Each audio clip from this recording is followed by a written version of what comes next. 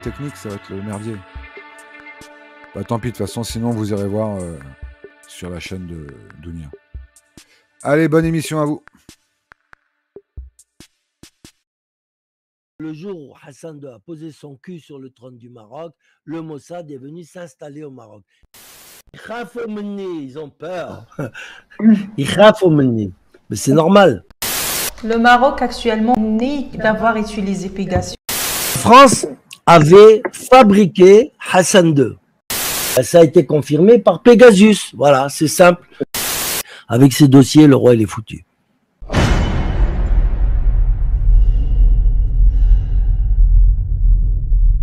السلام مرحبا بكم، نتمنى تكونوا بخير وعلى خير وما ناقصكم خير. اليوم ان شاء الله في هذا الحوار النووي الذي قد يقلب موازين عدد كبير من المغاربه.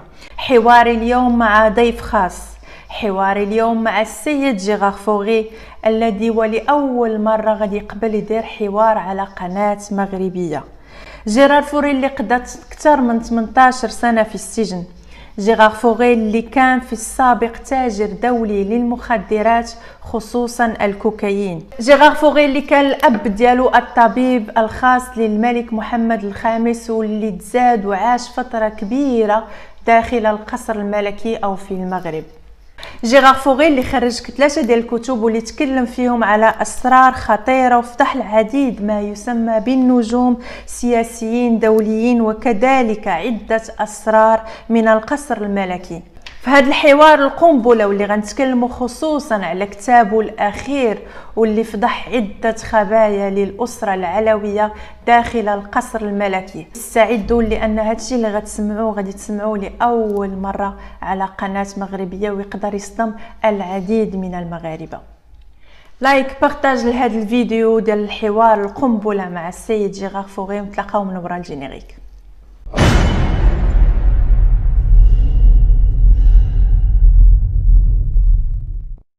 Bonjour Monsieur Gérard Fauré, merci d'avoir accepté notre invitation pour cette interview qui deviendra très certainement historique. À cette occasion exceptionnelle, Adnan fera avec moi cette interview. Bonjour Dounia, bonjour Monsieur Fauré. Enchanté de faire cette émission avec mes compatriotes, mes demi-compatriotes puisque je suis moitié marocain. J'apprécie, j'attendais ce genre d'émission et ça me fait vraiment plaisir d'y participer. C'est un grand honneur, marhaba bik, comme on dit en Darija. Je ne vous ferai pas l'offense. Marhaba bikoum. Échange fraternel. Avec un grand plaisir. Je ne vous ferai pas donc l'offense de résumer votre vie en quelques mots. Je laisse le soin aux abonnés de découvrir votre histoire dans vos livres précédents et surtout la genèse dans vos aventures, dans la genèse de vos aventures dans votre petit dernier, l'éducation d'un voyou. Ceci dit, une perle, une vraie perle. Je parle pratiquement que du Maroc et des méfaits français au Maroc. Ça aussi, je m'en cache pas. Bien que je sois français, très patriote, je cache pas la vérité. Les Français, ils ont fait des bonnes choses au Maroc grâce au maréchal Lyoté, mais ils ont fait aussi pas mal de saloperies, d'accord? Surtout au niveau de la famille royale. Très bien. Ça, on aura le temps d'approfondir évidemment ce sujet. J'invite déjà tout le monde à lire ce livre extraordinaire que vous pouvez retrouver en audio sur le site. C'est, je me trompe pas, gérardfauré.com pour les personnes au Maroc qui ne peuvent pas l'avoir, sinon sur Amazon ou dans toutes les bonnes librairies. Ceci dit, on ne révélera pas évidemment tout le livre, mais il est important d'évoquer très brièvement votre étonnant parcours aux peu de gens qui ne vous connaissent pas encore. Né dans la ville de Fès, sous le protectorat de pères français et de mères berbères, vous êtes passé de figure incontournable du trafic international de drogue à celui de star de la littérature. Votre vie ressemble à un thriller, à un film d'aventure que vous ponctuez désormais de dénonciations dans vos livres, de révélations chocs où vous dévoilez les secrets des puissants de ce monde que vous avez côtoyés. Vous n'avez apparemment peur de personne. Les stars, les figures du grand banditisme, en passant par les hommes politiques. Et avec votre dernier livre, vous n'épargnez pas même les rois. Monsieur Gérard Fauré, vous avez écrit et sorti 3 livres officiels.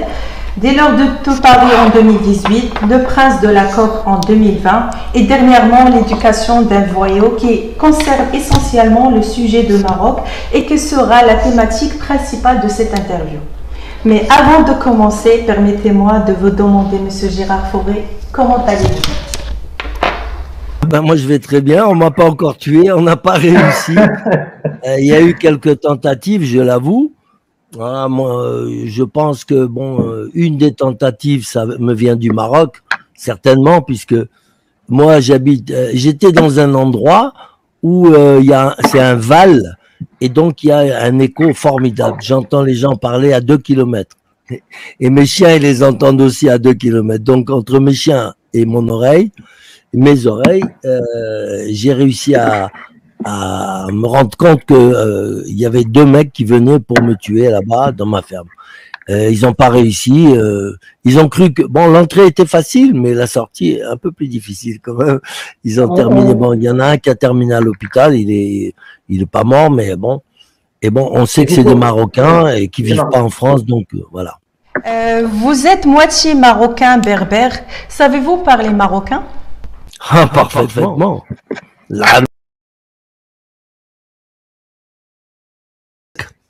Pas comme le roi, mais l'arabe dialna, l'arabe dialectal, l'arabe kazinqa, comme on dit. Mais je parle aussi un petit peu shleh. Un peu. Là, je me mets au berbère parce que moi, je suis pour la résurgence de l'identité berbère au Maroc. Je pense que les Berbères, ils ont suffisamment dormi jusqu'à présent. Maintenant, il faut qu'ils se réveillent. Le Maroc, il est berbère, point barre. Tout comme l'Algérie, tout comme la Tunisie. Nous sommes des Berbères et nous sommes les propriétaires de ces 3 pays. Faut pas, même la Libye est berbère. Et même jusqu'au Mali, les Touaregs et tout, ce sont des Berbères originaires de l'Europe. Ce ne sont pas des Sémites, ce sont des Hamites.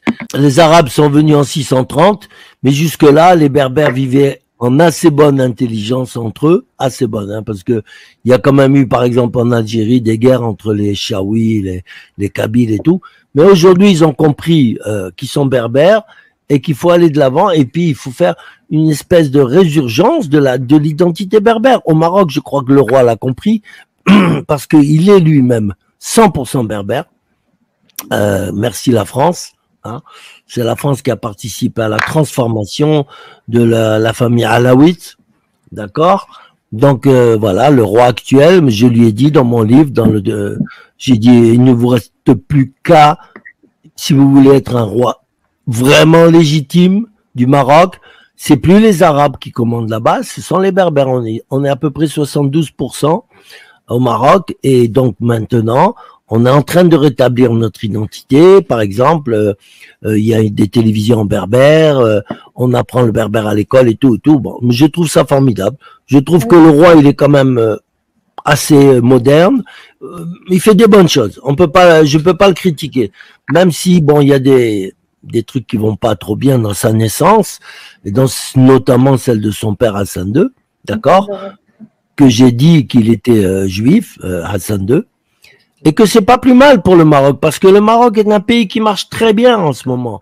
Dans tous les cas, l'entretien sera en français et sous-titré en arabe, comme ça, tout le monde pourra comprendre. Et voilà. Il faudrait mettre en berbère aussi Msakin. Il faut les aider aussi un petit peu. Chouma alaikum. On n'a pas encore la maîtrise, malheureusement, du berbère. Et ça, c'est un peu le problème que vous avez cité auparavant de l'éducation au Maroc qui se fait presque exclusivement en arabe actuellement. Donc, peu de gens ont accès à la langue berbère amazigh. Malheureusement encore, pour l'instant, Parce qu'ils ont baissé, c'est pas Amazigh là-bas, c'est Tachelhid. Tachelhid dans le sous, tout ça. Mais c'est parce qu'ils se sont trop laissés arabiser. Bon, c'est pas mal d'être arabisé, mais il faut pas oublier, moi, j'ai pas oublié que je suis moitié berbère. Je suis français, j'ai mes papiers français, je n'oublierai jamais que je suis moitié shleh. Voilà. C'est tout, c'est comme ça. Eux, ils doivent pas l'oublier. En Algérie, ils ont oublié, les Chaouis, ils ont oublié qu'ils étaient Chaouis. Ils sont devenus tous arabisés. C'est eux qui dirigent le pays, mais moi je dis Chouma alaikum. Il ne faut pas oublier ses vraies origines. Vous avez très bien parlé dans vos livres et dans vos différents entretiens de l'envahisseur arabe d'ailleurs. Vous rappelez, juste retour des choses, vous rappelez juste l'histoire du Maghreb qui n'est pas à la base arabe, mais bien berbère. Je suis fier de faire partie de cette race. Voilà. Et moi, on va dire que mon cœur, il est marocain. et je suis français pour les papiers, voilà. Parce que je suis né français, mais moi, je suis plutôt porté sur le Maroc. Ah, j'adore ce pays. Tout le monde le dit, hein. Le Maroc, c'est un pays formidable. Formidable. Et je suis pas le seul à le dire. Hein. Et c'est ça, Machil Kdoub. Ils sont sympathiques, de vrai. Et en même temps, ils sont très hospitaliers. C'est rare de trouver des gens comme ça. Plus on va vers le sud, chez les Schlech et tout ça, plus ils sont sympathiques, accueillants, souriants. Avec le khobz, ils sont contents. Avec un morceau de pain, ils sont heureux. D'après votre dernier livre et vos divers témoignages, la véritable histoire de la famille royale marocaine ne serait pas celle que l'on diffuse dans les médias et que l'on raconte dans les livres d'histoire. Évidemment. Je commencerai tout d'abord par vous demander quelle fut votre relation et celle de votre famille avec les membres de la monarchie marocaine. Ben, mon père, il était médecin de Mohamed Khamis. C'est simple. Après, il a été un peu le médecin de Hassan II, mais un peu forcé, quoi. Et, mon père a été obligé de participer à l'assassinat de Mohamed V parce qu'on lui avait fait un tarbiq, une sale histoire. On lui avait mis dans le dos. On évoquera ça dans une question spéciale. D'accord. Donc, ma mère a toujours été la meilleure amie de Moulay Abdallah, pédophile. Le frère de Hassan II. Ouais, le frère de Hassan II qui est mort du sida dans les années 80 et quelques. Un sale mec, mais très moderne, très, voilà, mais un sale mec. Et il se permettait de violer des enfants comme ça, comme il voulait et tout. Voilà, et puis en même temps, bon, il était un peu tout. Lui, c'était un bouche-trou. Voilà. Dans votre dernier livre explosif qui révèle beaucoup de secrets historiques, vous affirmez que la raison de la mort de Mohamed V n'est pas celle de la version officielle. Si vous nous parlez de l'implication de votre père dans cette affaire. J'ai montré à la télévision, dans des émissions, le Wissam Alaoui que Mohamed Khamis avait décerné à mon père. Donc le Wissam Alaoui pour les Français, c'est la Légion d'honneur. Que mon père a reçu, il avait 27 ans. On peut le retrouver sur votre site. Ah ben oui, bien sûr, bien sûr. Oui, oui. وي الادله ديال هادشي اللي تيقول السيد جيرار فوغي غادي تلقاوها في لو سيت اوفيسيال ديالو girardfort.com. دخلوا لو سيت وغادي تلقاو باغ اكزومبل هادشي اللي كنت تكلم عليه دابا ديال الظاهر ولا الوسام اللي عطاوه الاب ديالو. Donc mon père quand Mohamed V lui a décerné le Wissam Alaoui, et en disant que mon père était son ami et son confident, son homme de confiance, en même temps, il a nommé son médecin privé, dermatologue. C'était le seul médecin français ou marocain, il n'y en avait pas à l'époque. C'était le seul médecin français autorisé à rentrer dans le harem. Faut le faire. Ça veut dire qu'il avait confiance. Quoi qu'il s'en foutait de ses femmes, mais c'était un crime de lèse-majesté que de toucher à une femme du harem, bien sûr. Mon père, il l'avait bien compris. Pourtant, il avait du succès quand il rentrait dans le harem. Et ce qu'il me racontait, il était mort de rire. Donc là, vous dites que le roi avait un harem comme dans les temps anciens. Oui, mais c'était la Qaïda, c'était comme ça à l'époque. Il ne pouvait pas y échapper. Et même Hassan II, il avait 300 femmes. Hein. Et le nouveau roi, je pense que... Non, il a Salma et encore elle a disparu. On ne sait même pas où elle est. On ne sait même pas où elle est. Je vous en prie, monsieur Touré. Déjà une bzef, allez, c'est trop pour lui, il ne sait pas quoi en faire. Donc 300 femmes, je ne sais pas ce qu'il aurait fait avec. Hein. Franchement, il aurait fait de la confiture. Mais Hassan II, lui, quand il se déplaçait au Maroc, il avait des autobus avec toutes ces femmes dedans, hein, pour imposer au peuple. Voilà, ça, c'est fascinant de voir un roi qui arrive dans une voiture décapotable de grande marque, et puis derrière lui, toutes ces femmes et tout. Voilà, ça plaît au peuple. Donc voilà, alors donc mon père, il est donc le médecin du roi, et le roi l'a bien signifié, il n'avait confiance que en mon père. Personne d'autre. Aucun médecin du monde. C'était mon père le médecin. Voilà. son médecin. Et donc, un jour, à cause de Big Pharma, justement, quand Big Pharma veut s'installer au Maroc, et bien entendu, quand il y a Big Pharma, il y a la corruption. C'est logique. Voilà, ils achètent tout le monde. Sauf que Mohamed V, Allah yarhamou, comme on dit, il n'était pas corruptible. C'était vraiment un bon roi. Mohamed V, c'était un bon roi. Sauf, il avait un grave défaut. C'est qu'il était anti-français au maximum. Et là, j'en parle dans mon bouquin, dans l'éducation d'un voyou. Mohamed V, il aspirait qu'à une seule chose, c'est à foutre tous les Français du Maroc dehors, sauf mon père. Il dit, lui, vous, je vous garde. Mon père, ça le faisait rire. Il voulait arabiser, islamiser, et tout. Bon, d'accord, c'était son programme. Mais il faut savoir comment Mohamed V a attiré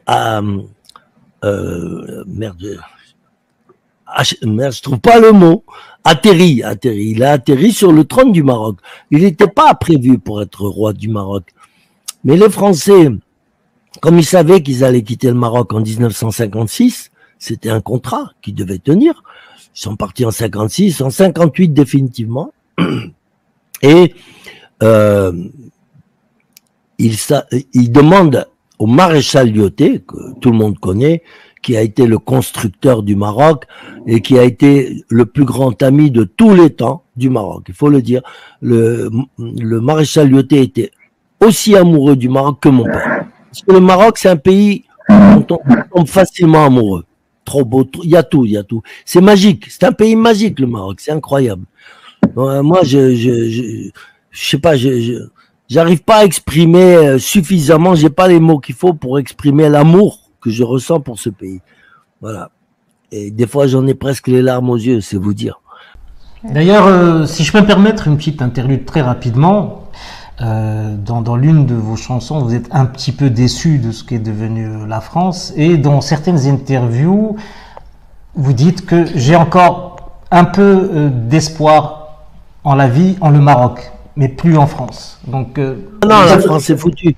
Donc c'est quelque chose que vous défendez ardemment, même dans votre expression artistique. Absolument. Et je le dis du fond du cœur. Il n'y a pas de mensonge là. Absolument. Le Maroc, ça va être, vous allez voir, ça va être la débandade en France. Il y a beaucoup de Français qui vont partir au Maroc parce qu'il y a beaucoup de Français qui adorent le Maroc. Moi, à tous les Français à qui je parle, je leur parle du Maroc, ils me font « Oh, c'est merveilleux, c'est un pays magique ». Par contre, quand je parle d'Algérie, c'est plus pareil, hein. Vous n'allez pas vous faire beaucoup d'amis algériens dans... J'en ai rien à battre, moi. Je cherche pas à me faire des amis. D'accord? Maintenant, les Algériens, franchement, j'ai beaucoup d'amis algériens. Pour moi, c'est des vrais bonhommes. Ah ouais, c'est des vrais bonhommes. Et ils ont été spoliés par la junte militaire qui gouverne le pays. Bah, vous avez quand même, moi j'ai beaucoup de respect pour les Kabyles et tout ça. Les Algériens en général, c'est des gens sympas. Moi, je rigole bien avec eux et tout. Moi, c'est pas le peuple algérien que je critique. Hein. Oh là là, jamais loin de là. Je peux pas me permettre de critiquer 45 millions d'habitants comme ça, non. Mais je peux dire que la politique algérienne me déplaît, c'est tout. Voilà, c'est pas ce qu'il faudrait pour un pays pareil. Il pourrait être numéro 7 ou 8 dans le monde entier avec le pétrole et le gaz, les richesses qu'ils ont. Et c'est malheureux. Ça fait 60 ans qu'ils ont l'indépendance. Il y a rien. Il se passe rien. Ben, c'est malheureux. C'est toujours les militaires qui s'empiffrent d'argent et puis c'est tout. Les autres, ils crèvent la dalle. Ils vont à la nage. Ils traversent la Méditerranée au risque de leur vie. C'est pas normal. Est-ce que l'Arabie Saoudite, il y a un seul Saoudien qui a essayé de se sauver de l'Arabie Saoudite? Non. Ils sont riches du pétrole. Le Qatar, c'est pareil. Pourquoi l'Algérie ne fait pas partie de ce club-là de riches? Pourquoi? Revenons à nos moutons, j'allais dire. Nos moutons marocains. Mohamed V. Big Pharma vient s'installer au Maroc. Jusque-là, mon père, il était bien avec l'Institut Pasteur. Tout se passait très bien, correctement. Et voilà que Big Pharma arrive et il demande à Mohamed V de se laisser corrompre, quoi. Mohamed V, il refuse catégoriquement. Et de là, on décide, d'ailleurs c'était décidé avant Big Pharma, de mettre Hassan II, ça c'est la France qui avait décidé, parce que Hassan II était l'ami de la France, il est français, toute la famille royale est française, ils ont tous le passeport français, hein, les cousins, les petits, les chats, les grands, tout le monde a le passeport français pour le cas où, on ne sait jamais. Et donc, Une révolution. Mon père, Hassan II, prince héritier à l'époque, il vient taper à la porte de mon père vers 3 heures du matin. Et moi, comme j'étais un genoun, je me réveille, j'écoute, j'avais les oreilles partout, j'espionne et tout. J'espionnais toute la scène. Il y avait le docteur Farage, qui était ministre de la Santé à l'époque, qui était le meilleur ami de mon père, de toujours. Il a fait ses études avec mon père en France. Il était là avec Hassan II et une grosse mallette. Alors la mallette, bourrée de fric, est-ce qu'elle venait de Big Pharma? Je pense que c'était ça. Ils ont voulu acheter mon père. Mon père, il a jeté la mallette d'argent au visage de Hassan II. Il a dit, foutez-moi le camp d'ici et tout, au prince héritier. Et donc le prince héritier lui dit, vous êtes, parce qu'ils lui ont dit, ils voulaient l'acheter pour que mon père pousse Mohamed V à aller se faire opérer des fosses nasales. Bon, je sais pas s'il prenait de la cocaïne, mais bon, les fosses nasales, c'est pas gravissime, hein. On n'en meurt pas, c'est pas un cancer. Et donc, Mohamed V, il refuse. Et il dit, non, moi, si le docteur Fauré me dit d'y aller, j'y vais. Mais sinon, j'y vais pas. Ils avaient préparé déjà les couteaux et les mitraillettes, façon de parler. Ils avaient préparé tous les moyens pour tuer Mohamed V à l'hôpital. Mais ils voulaient que mon père soit là pour signer aussi le certificat de mort naturelle. Mon père était le seul médecin à l'époque qui était expert près les tribunaux, d'accord, expert de la santé, près les tribunaux. Donc, c'est lui qui signait les certificats de mort et tout autour à Casablanca et tout. Donc, ils avaient absolument besoin de mon père déjà pour envoyer Mohamed V à la guillotine et ensuite pour signer le certificat naturel de mort. Bon, tout le monde avait confiance et mon père était l'homme le plus respecté du Maroc. D'ailleurs, on l'appelait le médecin, S-A-I-N-T à la fin. C'est vous dire. Et à sa mort, il y a eu plus de 1000 personnes derrière son cercueil, à Tanger au Maroc. Il est enterré au Maroc, mon père. Il a refusé de venir se faire enterrer en France. Non, il a dit, moi, c'est plus mon pays, la France, c'est le Maroc. Et c'est tout, il a choisi ce pays, il a fait toute sa vie au Maroc. Il a fait beaucoup pour le Maroc, puisqu'il a fait construire des tas d'hôpitaux, de dispensaires, de centres antituberculeux. Pratiquement tous les hôpitaux, les vieux hôpitaux du Maroc actuellement, c'est mon père qui les a fait construire et qui les a mis en marche. Bon, revenons à nos moutons, comme vous dites, surtout que c'est la fête du mouton en ce moment, alors on est occupé, hein. Mais ça, c'est pas pour les égorger, hein. Quoique, on va les égorger médiatiquement quand même, nos petits moutons là, les petits Hassan II et compagnie. Ça, c'est à vous l'honneur de parler, de dire votre histoire, votre témoignage. Ceux qui s'intéressent au Maroc, moi je leur conseille d'aller sur mon site officiel. Puis il y a l'islam aussi. Tous mes poèmes en musique. Je suis pas seulement un narrateur ou un conteur, comme on dit, mais aussi j'ai fait de très très beaux poèmes qui sont dans l'air du temps, hein, vraiment dans l'air du temps là. Hein.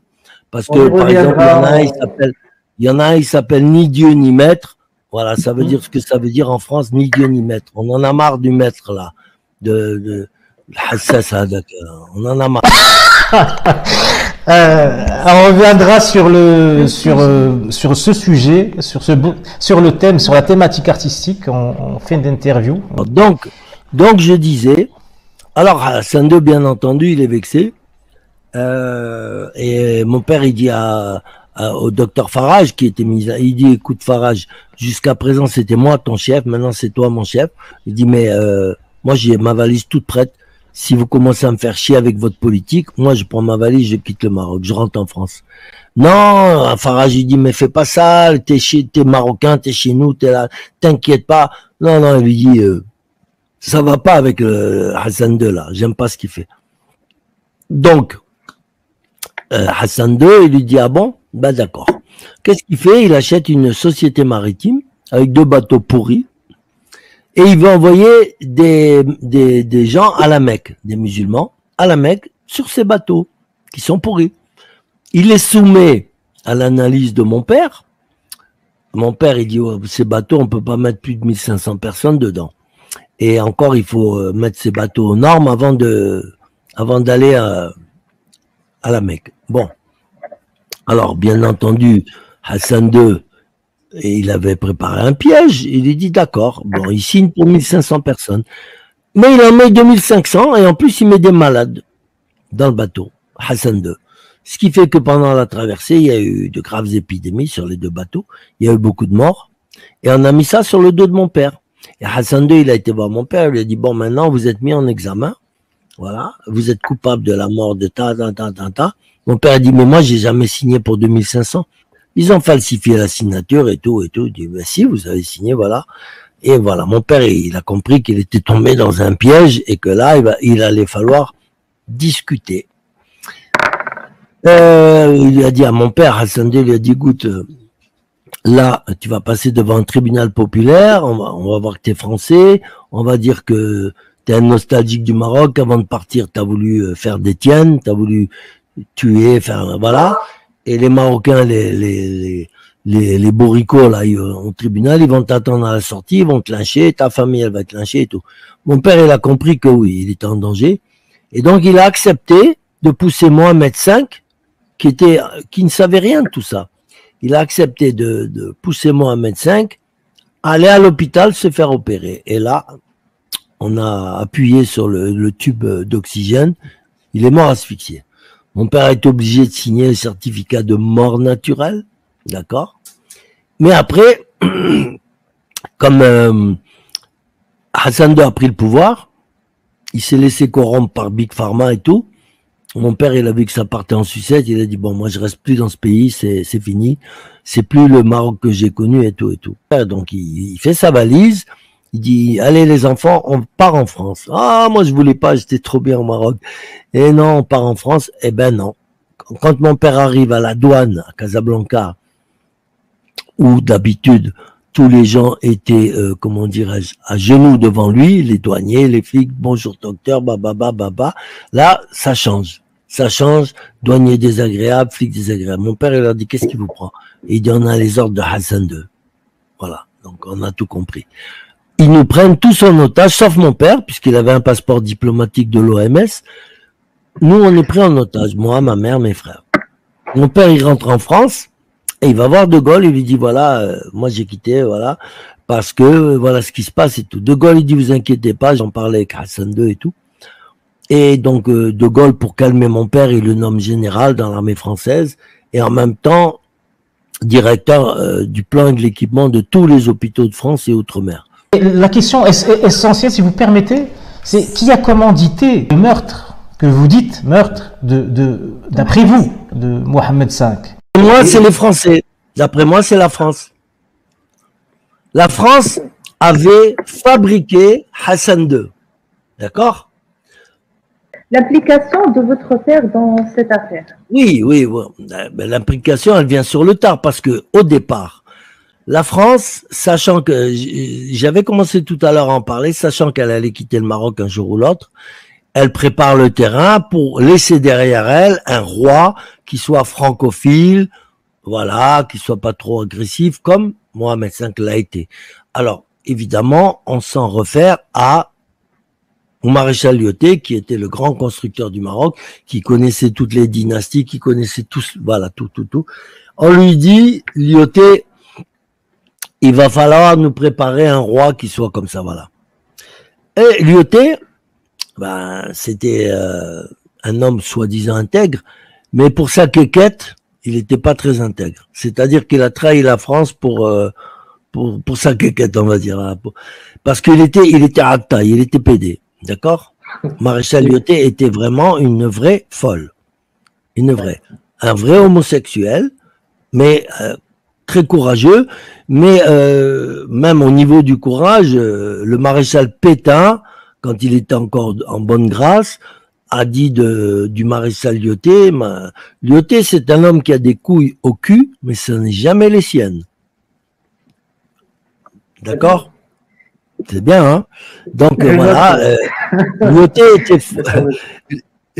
était fou amoureux de Mohamed V. D'accord? Mon père me disait, mon père, quand Lyautey était là-bas, il était sous ses ordres, il me disait que Lyautey, il prenait Mohamed V quand il avait 15 ans, et il le faisait sauter sur ses genoux, et puis il bandait comme un fou et tout ça, il était fou amoureux de Mohamed V. Après, je sais pas s'il a couché avec lui, mais je sais qu'il y avait un amour entre eux, peut-être un amour platonique, mais immense, immense.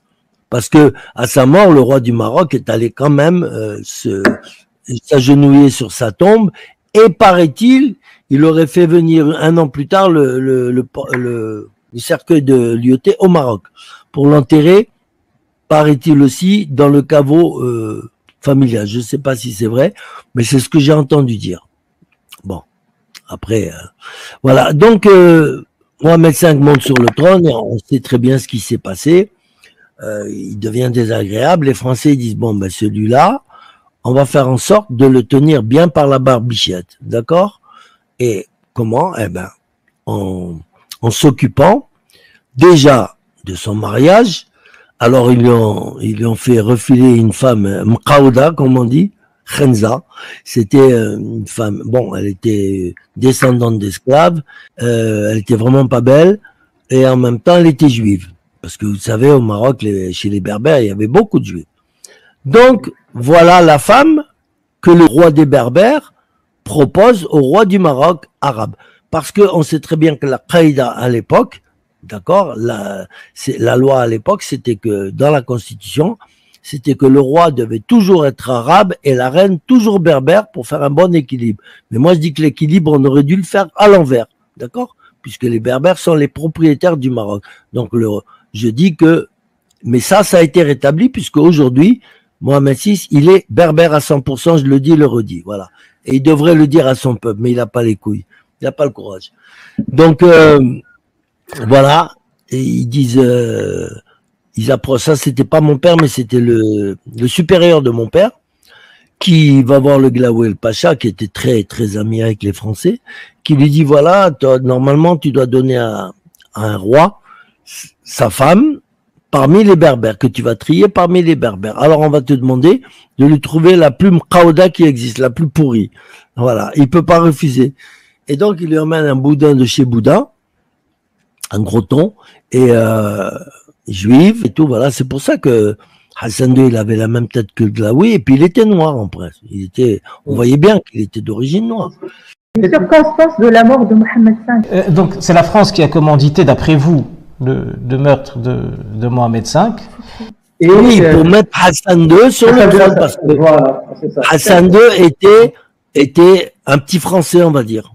Vous avez affirmé que votre père a signé après son décès, comme quoi c'était un décès naturel. Mort naturelle, c'est mon père qui a signé. Voilà. Il a signé mort naturelle, voilà. Et comme mon père était un homme de bonne foi, on l'a cru, mais là il est obligé. Mais je dis que Hassan II était le Frankenstein, voilà, des Français. Donc Hassan II, c'est lui qui a tué Mohamed V. D'après vous, bien sûr. Ben, évidemment, évidemment. Mais indirectement, Hassan II était la main de la France. Il y avait déjà des médecins tout près. Il y avait un médecin suisse qui était tout prêt à guillotiner Mohamed V. Il était foutu. Il était foutu. Parce que la France l'a décidé, c'est tout. Moi, j'accuse mon pays d'avoir fait ça. Voilà, point barre. Et c'est la vérité. C'est pas des histoires à la con, c'est véridique. Mon père, il était là et d'ailleurs, on l'a assassiné parce que quand il a voulu parler, en 76, il a voulu dénoncer tout ça, il en avait marre, il se sentait vieillir, il s'est dit, moi, avant de mourir, je vais dénoncer toute cette bande de crapules. Eh ben, on a obligé ma mère à l'empoisonner. Il est mort. Et on revient justement à ce que vous avez commencé à développer par rapport à Mohamed V et Hassan II. Donc, vous affirmez donc que Mohamed V n'est pas le père biologique de Hassan II, père du roi actuel, Mohamed VI. Non, parce que si cela se confirme, ça pourrait bouleverser, on va dire, la croyance de millions de Marocains, de gens. Maroc, ça bouleverse en ce moment au Maroc. C'est ce qu'on m'a dit. Hein. Je suis en contact avec un Marocain de très haute qualité. J'ai parlé 4 heures avec lui l'autre soir. Il m'a dit, Gérard, les conversations dans tous les salons du Maroc, c'est sur mon livre et sur moi. Donc voilà. Donc non, mais parce que c'est pas normal ce qui s'est passé. Est-ce que vous pouvez affirmer très clairement que vous confirmez, vous affirmez que Mohamed V n'est pas le père biologique de Hassan II, père du roi actuel Mohamed VI? Je l'affirme, bien sûr. Bien sûr.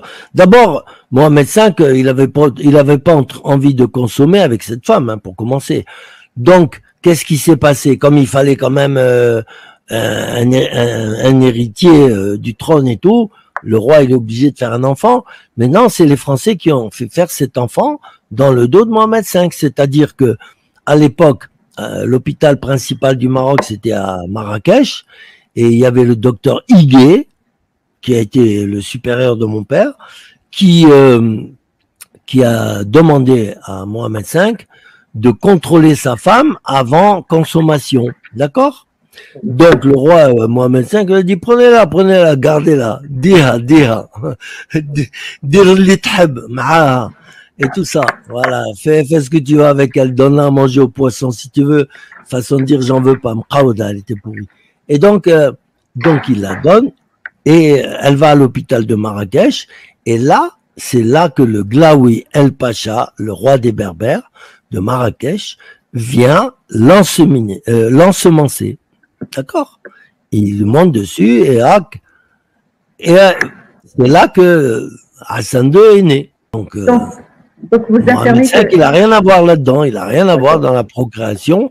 Et quand il a vu qu'elle commençait à devenir un peu hubla, un peu grosse, Mohamed V, et là il a dit à mon père, il a dit mais qu'est-ce que c'est, qu'est-ce qu'elle a, elle est malade, qu'est-ce qui se passe?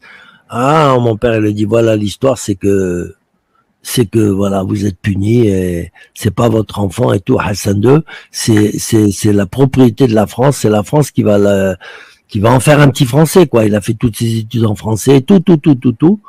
Et voilà, c'est l'objet de la France, voilà. Et c'est pour ça que Hassan II était grand ami de la France, et c'est pas plus mal. Il a toujours privilégié les intérêts français au Maroc, la langue française, la culture. Sinon, s'il n'y avait pas eu Hassan II, je crois qu'au Maroc, on parlerait peut-être plus le chinois que le français. Hein. Ouais. Une autre question, Monsieur Gérard Fauré. Que pourriez-vous nous dire sur votre relation avec la famille Oufkir et l'implication de Général Oufkir dans la mort de Ben Barka? Ah la mort de Ben Barka, ça me dépasse un peu. Je sais il est venu à Paris avec l'aide de la police française, comme toujours. Toujours la France est mêlée dans ces saloperies. Tuer Ben Barka, qui était quand même l'ancien professeur de mathématiques du roi Hassan II. Elle était derrière tout ça. Et je vais vous dire pourquoi. Moi, si j'ai pris de la cocaïne, c'est à cause de Madame Oufkir. C'est elle qui m'a fait connaître la cocaïne. Et cette cocaïne, elle la recevait du SDEC, d'accord? La DGSI de l'époque, le SDEC. D'accord? C'est les services de contre-espionnage français et tout ça. Et donc, les Français, quand ils ont vu que Hassan II était un véritable criminel, un tueur, un mec sans pitié, ils ont dit, il faut qu'on vire ce mec-là parce que c'est pas possible. Il peut pas continuer. Donc, il y avait deux solutions que les Français ont proposées. La première, c'était le général Oufkir devait se charger, puisqu'il était patron du renseignement au Maroc, se charger d'obtenir le dossier que mon père avait en sa possession et qu'il avait déposé chez un notaire à l'île d'Oléron. D'accord, avec moi en ma présence, moi je savais où il était le dossier. Et le soumettre au peuple marocain en disant voilà.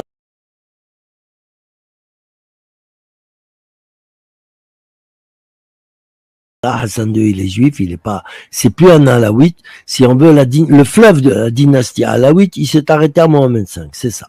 C'est comme ça. Commence une autre dynastie. On ne sait pas comment on va l'appeler. On va l'appeler la dynastie El Pacha. Glaoui El Pacha. Moi, j'aurais voulu qu'il prenne le pouvoir. Hein. J'étais pas contre. Hein, c'est le pouvoir berbère au Maroc. C'était mon rêve. Malheureusement, ça s'est pas passé comme ils ont voulu. Moi, quand elle m'a parlé des dossiers, à un moment, quand elle m'a surpris en train de l'espionner dans sa villa à Marbella, avec les 3 Français du SDEC, elle m'a dit, bon Gérard, maintenant on va t'expliquer ce qui se passe et tout. Parce que les mecs du SDEC lui emmenaient de la cocaïne, d'accord, à chaque fois. Ils lui emmenaient 100 grammes ou 300 grammes, je sais plus, il y avait un gros paquet. Et pour qu'elle le fasse prendre au général pour le déstabiliser, parce que la cocaïne, ça rend les gens un peu fous, ça les déstabilise, ils savent plus trop ce qu'ils font, on peut en faire des marionnettes. Franchement, on peut en faire des marionnettes. Et c'est ce que Madame Oufkir a fait avec son mari. Elle en a fait une marionnette prêt à tout. Et le prêt à tout, c'était de lui dire, maintenant, tu vas tuer le roi, on n'en veut plus. Et il était prêt à ça. Il attendait le moment propice. Or, mais il était pas con, et puis c'était les Français derrière qui lui dit d'abord essaye d'avoir les dossiers. Avec ces dossiers, le roi il est foutu. Alors, donc il essaye, il me met sa femme entre les pattes. Et je raconte les histoires que j'ai eues. Quand il a su, Oufkir, qu'il pouvait pas obtenir de mon père les dossiers, que c'était impossible, eh ben il a voulu me prendre en otage, d'accord, et dire à mon père, maintenant je tiens ton fils en otage, si tu me donnes pas les dossiers, je lui coupe les couilles et la tête en même temps, les deux. Les deux têtes qu'on a, les deux cerveaux, parce qu'on sait bien que les hommes, ils ont le cerveau un peu en bas aussi, pour la plupart. C'est malheureux, mais c'est comme ça. Parce que vous étiez avec sa femme. Oui. Ah ben, moi, je me suis régalé avec elle. En plus, elle m'a fait découvrir la cocaïne. D'accord. Et la bonne, hein. Donc, je me suis un peu accroché à ça. C'était bien, voilà. Mais c'était une femme formidable. Comme on dit, que Dieu s'occupe d'elle. C'était une femme très bien. Moi, son plan de devenir, normalement, Oufkir devait devenir comment on dit ça? Le gérant, le gérant du Maroc à la mort de Hassan II. Parce que Mohamed VI était trop petit pour prendre le pouvoir. Donc, comment on dit ça, merde, le gérant, je sais plus. Bon, c'est pas grave. Et le régent, voilà, le régent. Il devait devenir le régent et faire du Maroc un pays berbère, ce qui est normal. C'est revenir à la vérité, quoi. Ce qui est normal. Mais bon, ça n'a pas marché et parce que mon père a refusé de donner les dossiers. Donc, Oufkir, il essaye de me choper en flagrant délit d'adultère avec sa femme. Mais lui, il était d'accord avec elle. J'ai fini par le savoir. Tout était coup monté parce qu'elle-même, elle m'a monté un coup à Rabat. Je suis passé à travers. Grâce à ma marraine qui était la sœur du roi Mohamed V, Lala Kenza, j'allais dans son palais. Quand j'allais à Rabat, j'allais à Salé en face, d'accord? Et Oufkir, il m'attendait à Rabat avec l'armée, la gendarmerie, tout le monde était là. Il me cherchait, il y avait ma photo, 100 000 dirhams pour celui qui trouvait un indice. Mais moi, j'étais dans le palais de ma truc et personne, à part les employés qui se taisaient, qui adoraient Lala Kenza, ils n'ont pas bougé. Mais je me suis caché là-bas pendant à peu près 10-15 jours. Et jusqu'au jour où Lala Kenza, elle m'a dit, viens, je te fais sortir du Maroc. Elle m'a fait rentrer dans le coffre de sa Rolls-Royce qu'elle avait préparé, hein, pour l'air, pour le confort et tout. Tu sais, les voitures vertes, là, avec la matricule Palais Royal, tu passes partout. Sauf qu'il y avait quand même des contrôles que Oufkir avait exigés, mais des contrôles visuels, pas plus. Hein. Et quand elle est passée aux douanes et tout, les contrôles de police, les barrages, hop, les mecs, ils regardaient dedans, ils voyaient que la Kenza, ils disaient, allez-y, fouillez même pas le coffre. Mais même s'ils avaient ouvert le coffre, il y avait un truc, il y avait des valises et tout. Jamais ils auraient touché les valises de la Kenza. Et c'est comme ça que j'ai échappé à la mort. Parce que Oufkir m'attendait au Maroc pour me pendre par les coucougnettes. Non, ça n'a pas marché. Et donc, c'est lui qui est venu une deuxième fois. Il m'a monté encore un piège à Marbella. Ça n'a pas marché non plus, parce qu'il y avait quand même un des gardes du corps de Madame Oufkir qui était berbère et qui m'a prévenu. Il m'adorait, il était de la même tribu que ma mère, les Aïd Baha. Et tout, il m'a dit, Gérard, ne rentre pas. Oufkir, il t'attend. Je lui ai dit, moi, je m'en fous, je rentre, qu'est-ce qu'il y a? Qu'est-ce qu'il va me faire? Allez. Il va me couper, il va me mettre un coup de couteau dans le ventre devant tout le monde et tout, il peut pas. Parce que le roi, il lui a dit, attention, tu touches pas au fils du docteur Forêt. Et donc, moi, quand je rentre, il dit, ah, voilà le coq qui fait trembler ma basse-cour. C'est un peu vrai parce que j'ai essayé de sauter à Malika, qui est vivante, qui est en France. Hein. Elle a pas rouspété quand j'ai dit ça. J'ai failli, hein. J'ai essayé de sauter la sœur d'Oufkir, Madame Oufkir. Malika, c'est la fille d'Oufkir, c'est bien ça? Ouais, elle vit en France. C'est celle qui a fait dans les 20 ans de prison. Ouais. Donc voilà. Et je lui dis, mais vous plaisantez, moi, coq, ça va pas. Allez, il me dit, je connais toute ton histoire, mais un jour ou l'autre, je vais te pendre par les coucougnettes, toi, tu vas voir.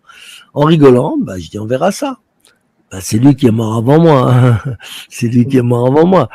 Alors, en désespoir de cause, comme il n'arrivait pas à obtenir le dossier que mon père détenait, dans lequel on relatait l'illégitimité de la famille Alaouite. C'était terminé. C'était fou, c'était foutu pour Hassan II. Et ce dossier, est-ce qu'il est en possession de... Alors justement, c'est une bonne question. Non, je crois qu'il est en possession de Mohamed VI. Je crois. Je sais, je peux pas affirmer. Tout ce que je sais, c'est que Basri, ministre de l'Intérieur de l'époque, le plus méchant des méchants, il savait que Hassan II allait le liquider. Il s'est arrangé, paraît-il, hein, c'est invraisemblable, mais ce qu'on m'a dit, c'est incroyable, pour que un des meilleurs chanteurs juifs du Maroc, dont Hassan II était amoureux, mais pas physiquement, mais amoureux de sa musique et tout, il dormait au palais et tout. Il s'est arrangé pour que ce chanteur aille voler. Il a donné les combinaisons, Basri, il avait toutes les combinaisons de tout, je sais pas comment il faisait, aille voler le dossier dans le coffre-fort de Hassan II, pendant qu'il était en voyage. Alors, est-ce que c'est vrai, est-ce que c'est pas vrai, je sais pas. Tout ce que je sais, c'est que le dossier a atterri dans les mains de Basri, qui lui s'est sauvé en France, il s'est caché, et il a dit à Hassan II, il a dit, attention, si tu cherches à me faire la peau, moi j'ai le dossier qui tombe dans la presse française sur place. Et c'est pour ça que Basri est mort de sa mort naturelle. Alors que tous les anciens coopérants de Hassan II sont tous morts, on le sait. Les Dlimi, il y en a plein. Tous ceux qui ont travaillé avec le roi et qui détenaient des preuves flagrantes de sa férocité, de sa sauvagerie, sont tous liquidés. Il restait plus que Basri qui est mort tranquillement. Et le roi Mohamed VI l'a laissé tranquille aussi. C'est curieux parce que le roi Mohamed VI, c'est pas un sauvage, mais je crois que Basri, il avait envie de lui couper la tête. Parce que Basri, c'est le mec qui lui a pourri sa jeunesse à Mohamed V. À Mohamed VI, pardon. Parce que chaque fois qu'il prenait du hashish ou de la coke et tout, Basri, il le balançait à Hassan II. Il dit, ouais, ton fils, à Paris, il va avec des babacools, il fume du shit, il prend de la coke, badadi, baba. Et après, Mohamed VI, il se faisait engueuler, on le privait d'argent et tout. Hassan II le privait d'argent et tout. Tout ça, tous ces malheurs, tous ces déboires, il les doit à Basri. Mais Basri, je pense que Hassan II ne supportait pas certaines fréquentations de Mohamed VI. C'était pas des enfants de cœur que Mohamed VI fréquentait à Paris ou en Belgique ou ailleurs. Attention. Ça n'en reste pas moins que c'est quand même un bon roi. D'accord? Il a les pieds sur terre, il sait ce qu'il fait. Et si tu veux, on peut en parler maintenant ou plus tard de ce qu'il fait au Maroc. Moi, ça. Oui, on en parlera tout à l'heure. Est-ce que Madame Offred vous a raconté les conditions de la mort de Ben Bakar? Bien sûr, bien sûr. Est-ce que vous pouvez partager ça avec nous? Je vous l'ai dit. Elle rigolait quand elle disait que la police française était complice, que c'était un assassinat organisé par les Français. Parce que Ben Barka, non seulement il gênait Hassan II, mais il gênait les Français aussi. Il faut pas oublier qu'il était directeur du Parti communiste et qu'il savait beaucoup de choses sur Hassan II et tout. Les Français, ils pouvaient pas laisser passer ça. C'est pas possible. Donc tout a été organisé. La police française était dans le coup. Tout le monde était dans le coup. Même le président de la République et tout. Tout le monde était dans le coup. On parle aussi du Mossad, le Mossad, le service secret israélien. Mais le Mossad, il a toujours été là. Toujours, je l'ai dit dans mon livre, dans l'éducation d'un voyou, j'ai dit que le jour où Hassan II a posé son cul sur le trône du Maroc, le Mossad est venu s'installer au Maroc. Et j'ai dit que c'était une bonne chose. Parce que, si on veut, quelque part, ça a été une bonne chose, pour le Maroc en tout cas. Mais il faut dire que, à partir de là, Hassan II, je le dis aussi dans le bouquin, a été l'espion d'Israël. Et c'est pour ça que les Israéliens ont gagné toute leur guerre contre les Arabes, parce que Hassan II les informait en tant que espion officiel d'Israël. Mais le contexte, là, on a vous dites, les services français de l'époque, complices avec le 100% derrière tout ça. 100% derrière tout ça. Ouais. Et je dis que c'est honteux, parce que Ben Barka, c'était un homme bien. C'était un homme formidable, professeur de mathématiques, francophile à outrance. Je sais pas comment on peut tuer des gens comme ça. Ce mec-là, il aurait été président du Maroc, ça aurait été autre chose.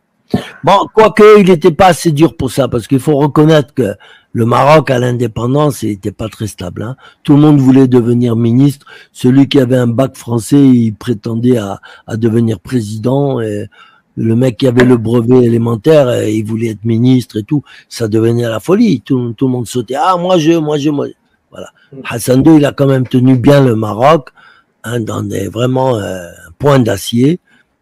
Ça a été une bonne chose pour le Maroc, Hassan II, il faut le dire. Même s'il y a eu beaucoup de morts, beaucoup de tortures, mais on était obligé de passer par là. Voilà. En France, c'est pire en ce moment, c'est pire que l'époque du Maroc. Moi, je vous le dis, je préfère être encore au Maroc à l'époque de Hassan II qu'aujourd'hui à l'époque de Ataï II. Très bien. Donc, on a fait le tour. Moi, je pense. Ah ouais, II parce qu'il est réélu. Oui. Bah ouais. Oui, mais c'est le peuple qui l'a choisi, on va dire. Oui, ça va, la belle histoire. Le peuple. Plus ou moins, vous me direz. Mais c'est plus un peuple, ça, c'est un troupeau de moutons, c'est fini, c'est plus un peuple. Où il est? Je le dis dans mes slams en musique sur mon site officiel. Je dis, mais où es-tu, toi, le français?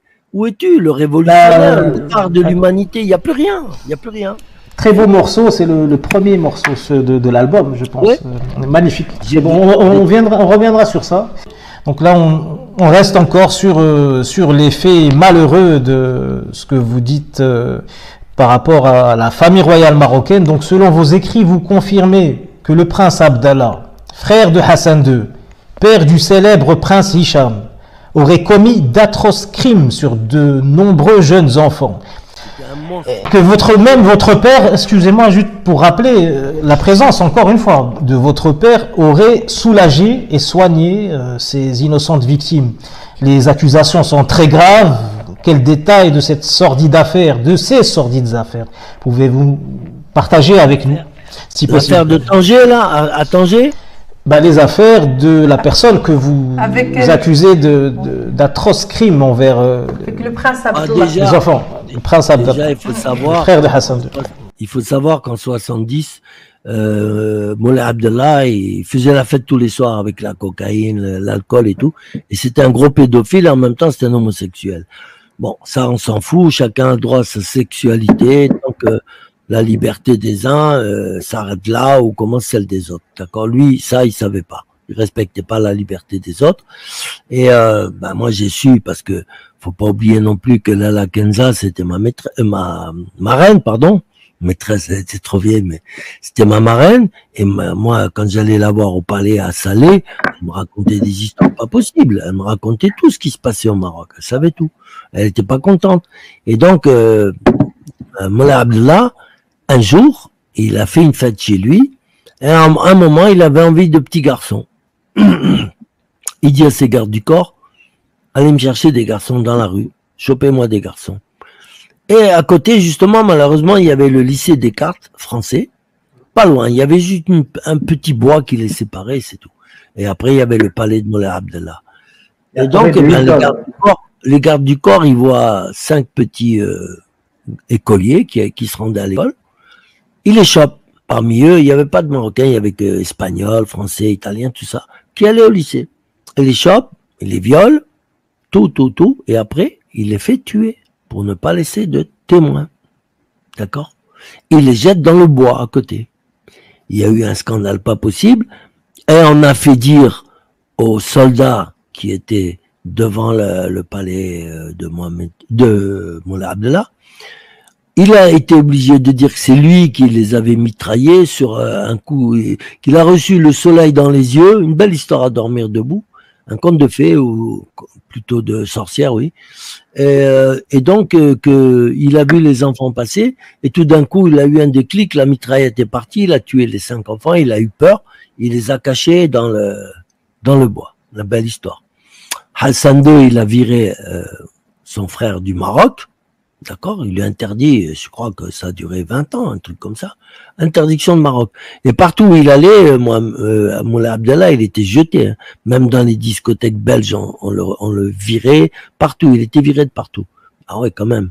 Et puis ça a fait un immense scandale avec la France, l'Espagne, l'Italie et tout. C'était grave. Tuer des enfants comme ça qui n'ont rien fait, juste pour prendre son plaisir, une demi-heure, 1 heure. C'est incroyable. C'est incroyable. Ah, c'était un monstre. Moi, il a voulu me piquer une nana à Tanger, une danoise, mais il se trouve que j'étais quand même le fils du docteur Forêt, donc il pouvait pas aller trop loin. Hein. Il pouvait pas aller trop loin. Quand il a su qui j'étais, il m'a dit Smahli, on laisse tomber, prends ta femme et va-t'en. Parce qu'il voulait me la piquer, parce qu'il aimait tout le monde, tout ce qui bougeait, lui, même les chèvres. Alors, il était sans pitié. Il est mort de sida. Il est mort de sida. Exactement, je crois en 86, ouais. Bah ouais, ça m'étonne pas. Il a été protégé par son statut. Une personne lambda, par son statut. Il était plus protégé, c'est fini. Hassan II, il s'est servi de lui pour une affaire très grave de pédophilie à Tanger. D'accord? Il s'est servi de lui parce que comme il fréquentait les clubs pédophiles et tout, il fréquentait un club à Tanger qui appartenait à un Français, un ancien voyou, Michel il s'appelait. Et ce club, il fournissait des petits-enfants à toute la famille royale anglaise, d'Angleterre, et d'autres, de tous les pays. Tous les grands pédophiles du monde se rendaient chez lui. Il proposait des enfants de 8 à 14 ans, ou 12 ans, je sais plus. Ouais. Et donc, Hassan II voulait mettre les pieds dedans parce que il s'est dit, si un jour il y a un coup d'État au Maroc et que le coup d'État échoue, ceux qui auront attenté à ma vie se sauveront en hélicoptère à Gibraltar. Parce que les Espagnols auraient refusé d'avoir des problèmes avec le Maroc. Ils n'auraient pas pris. Par contre, la reine d'Angleterre, elle les a reçus. D'accord? Et Hassan II, il a fait le chantage, il a dit, ma reine, moi je suis roi, vous êtes reine, on pourrait s'entraider. Non, elle a dit, moi je vous rends pas vos aviateurs. Je vous rends pas vos aviateurs. Eh ben, il a dit d'accord. Il a fait, soi-disant, le boycott de Gibraltar pendant quelques temps, quelques jours, parce que normalement, il pensait asphyxier Gibraltar. Mais les Anglais, ils sont difficiles à asphyxier, ces salopards. Et donc, il a sorti la carte maîtresse, le joker, il a dit, bon, alors, je vous donne 48 heures pour me rendre mes aviateurs, sinon je divulgue. Il a envoyé la vidéo de tout, même son mari, il a envoyé, je divulgue les méfaits de votre famille et de vos amis et de tous les lords anglais et tout qui venaient violer des petits-enfants de 8 ans, de 12 ans, tout ça. Et là, 48 heures plus tard, la reine, elle a renvoyé les aviateurs au Maroc. Ah, pas mal, hein? C'est grâce à la pédophilie que le roi il a obtenu ses aviateurs. Eh oui, parce que il avait demandé à Mohamed, putain, je me plante toujours, à Moulay Abdallah, avant tout ça, il avait dit à Moulay Abdallah, toi qui pénètres dans l'antre du diable, là, tu vas parler à Michel, le patron du club pédophile, et tu vas lui dire que je veux qu'il mette dans chaque chambre une caméra. Michel a refusé. Il a dit, ah non, moi je mange pas de ce pain-là. Michel, il se croyait, comment tenir, intouchable. Le roi lui a dit, ah bon, tu veux pas, d'accord. Et ils lui ont organisé un faux crime, et d'un petit Marocain qui, en vérité, il est pas mort, il a joué au mort et tout, que Michel, parce que Michel, il était homosexuel aussi, il avait un petit amant, un petit Marocain. Ils ont organisé un faux crime, et ils l'ont mis en prison. Il a pris 3 ans de prison, pardon, pas 13. 3 ans. Et pendant les 3 ans, je peux te dire que dans la prison de Malabata à Tanger, il se faisait ramoner 10 à 15 à 20 fois par jour. Au point qu'il avait l'anus déchiré dans tous les sens. Et que mon père, qui était médecin-chef de la province, lui a envoyé une ambulance pour venir le chercher, passer 3 ou 4 semaines à l'hôpital, sous surveillance, bien sûr. Et il lui recousait le derrière, là, jusqu'à ce que ça cicatrise et tout. Mais dès qu'il retourne en prison, rebelote. Votre père, est-ce que vous confirmez qu'il a dû soigner des victimes du prince Abdallah, des jeunes enfants? Ah ben bien sûr, il a fait que ça pratiquement. À Tanger, il y avait le président du tribunal, Alaoui s'appelait, soi-disant famille royale. Il avait 7 petits garçons chez lui, des petits Africains bien sûr, et puis quelques petites Marocains, mais ça allait de 4 ans à 12 ans, pas plus. C'était ces petites victimes. Et il y avait le procureur aussi, qui est lui aussi, pareil, parce qu'ils appelaient mon père, ils appelaient au secours quand il dépassait les limites et qu'il déchirait un petit enfant et que l'enfant il saignait, à 3 heures du matin, ils appelaient mon père. Hein. Moi, j'ai assisté à des coups de téléphone où mon père, il en avait marre. Hein. Il disait, oh, encore, mais ils font chier, cela et tout. Oh. Et puis, bah, il allait avec une ambulance chercher parce qu'il voulait pas qu'on lui envoie une ambulance comme ça. Il avait peur d'être reconnu. Donc mon père allait se faire conduire par un chauffeur et il prenait l'enfant abîmé, il l'emmenait lui-même à l'hôpital à 3h, 4h du matin, il le recousait, il arrêtait le flux de sang et tout ça pour ces salopards. Il était obligé. Il y avait le président du tribunal de Tanger et le procureur, des grands messieurs. C'était normal. C'était monstrueux. Et donc, Michel refuse. Bon, après, quand il retourne en prison et qu'on le ramène à nouveau et qu'il doit encore retourner à l'hôpital, se faire recoudre encore, il en a eu marre, il a compris qu'il allait mourir en prison. Il a appelé Moula Abdellah, il a dit, bon, tu dis à Hassan II que je vais reprendre ma discothèque qui était fermée et mettre des caméras partout. Et ces caméras lui ont permis de filmer tous les grands pédophiles du monde. Apparemment, c'est la méthode qu'utilise actuellement Mohamed VI à travers son chef de sécurité qui s'appelle Abdel Hamouchi. Pas forcément avec des enfants. C'est des nouvelles méthodes actuellement, voilà. Donc avec les réseaux sociaux et les médias, parce qu'à l'époque de Hassan II, il n'y avait pas, cette mise en lumière dans les médias de ces vidéos privées. Alors que c'est d'actualité. Je ne sais pas si vous en avez parlé, entendu parler, mais c'est ce qui existe maintenant au Maroc, parce que c'est notre sujet, notre propos. Mohamed VI, il a l'arme fatale, c'est Pegasus, que Israël lui a donné. Voilà. Ce qui confirme bien ce que j'ai dit, que les rois, Hassan II et Mohamed VI, sont les valets d'Israël, sont les espions d'Israël. Ils ont trahi tous les pays arabes, voilà, pour faire gagner Israël dans toutes les guerres, et tout ça, ça a été confirmé par Pegasus. Voilà, c'est simple. Pegasus, c'est un outil électronique qui permet d'écouter les gens, même sur la Lune. Même sur la Lune. On peut écouter Macron quand il fait ses ébats amoureux, on peut l'écouter, on peut écouter tout le monde, même dans leur chambre. Le Maroc actuellement nie d'avoir utilisé Pegasus, je ne sais pas comment, mais... bien sûr qu'ils vont toujours nier, c'est normal, mais ça va, on le sait, c'est bon, il faut arrêter l'hypocrisie, putain, il y en a marre de toute cette hypocrisie. Le peuple, c'est le peuple qui fait vivre le pays.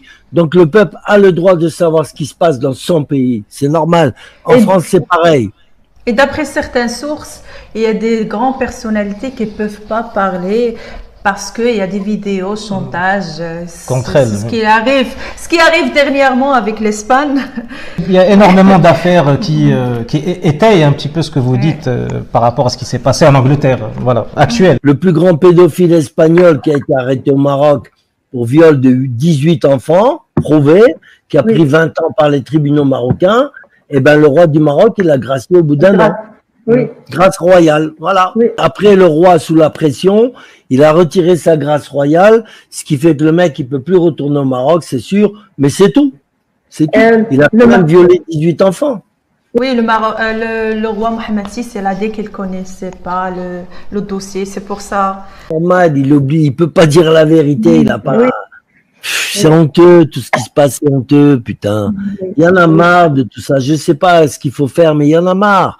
Il y en a marre de tous ces mensonges, putain. C'est nous qui payons des impôts ici, comme au Maroc, et tout, et tout. Il nous faut la vérité, mais on l'aura jamais, surtout en France. C'est pareil. Le roi Mohamed VI, il a accueilli comme un empereur ici, en France. En ce moment, je crois qu'il est là, il est très malade. Il serait dans sa propriété, là, un château à 1 milliard d'euros. Et... Qu'il a acheté en pleine crise de Covid, 80 millions d'euros, c'est officiellement. Oui, il appelle ça sa garçonnière. C'est à Paris, 7e arrondissement. Oui, 80 millions d'euros, je sais, j'allais le dire. Donc voilà. Et pendant ce temps-là, il y a quand même des gens qui crèvent de faim au Maroc, plein. Bon, c'est pas tellement la misère comme avant, il faut reconnaître. Ça marche. Le Maroc est un pays qui marche et je m'en réjouis. Mais ça a été acheté en pleine crise du Covid. Et il avait fait un discours comme quoi le peuple devait se serrer la ceinture. C'était Oui, bien sûr, c'est toujours le même discours. Mais alors, à la différence de son soi-disant père, en tout cas, on n'est pas sûr que c'est encore lui le père, Hassan II, Hassan II, il n'aimait pas trop l'argent. Il n'était pas... il avait besoin un peu pour faire sa politique, mais il courait pas trop après l'argent. C'est le pouvoir. C'est plus le pouvoir. Oui. Et la politique. Ça, on reviendra sur ça plus en détail, mais vous finissez votre phrase, bien sûr, allez-y. Je dis, lui, c'était la politique. Voilà, il aimait ça. Et il était très, très, très bon en politique, parce qu'il a quand même bien placé le Maroc dans le monde. Hein. Mais par contre, là, Mohamed VI, c'est l'argent. Et d'ailleurs, de numéro 155, fortune mondiale de Hassan II, il est passé à numéro 4. Monsieur Gérard Fauré, avec tous les propos que vous avez confirmés au sujet de la famille royale marocaine, avez-vous déjà été approché par le régime ou les services marocains en vue d'être achetés ou intimidés?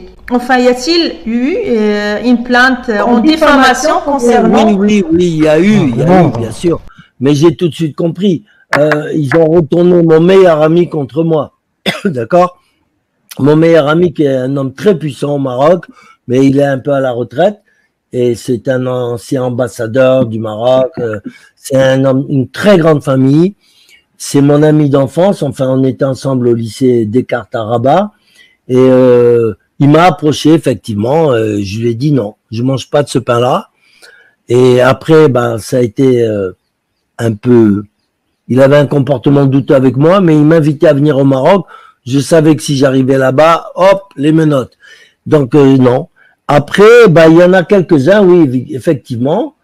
Une femme, une espionne du Maroc, oui, qui a essayé de m'avoir, qui a essayé de me faire bouffer des sahur, là, des gris-gris.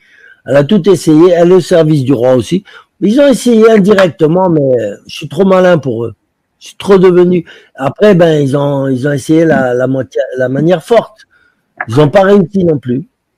Vous pouvez donner plus de détails. Vous avez évoqué ça justement en début d'interview. Vous avez parlé de la manière forte pour vous intimider. Est-ce que vous pouvez nous donner plus de détails sur ce que vous dites être des agents marocains qui vous ont attaqué physiquement? C'est simple. J'étais dans ma ferme et comme je l'ai dit, dans ma ferme, l'écho, je l'entends. Si quelqu'un parle à 2 km, je peux l'entendre. D'accord. Alors, c'était en été, il faisait nuit à 10h30 comme ça. Et j'avais un ouvrier qui mangeait avec moi.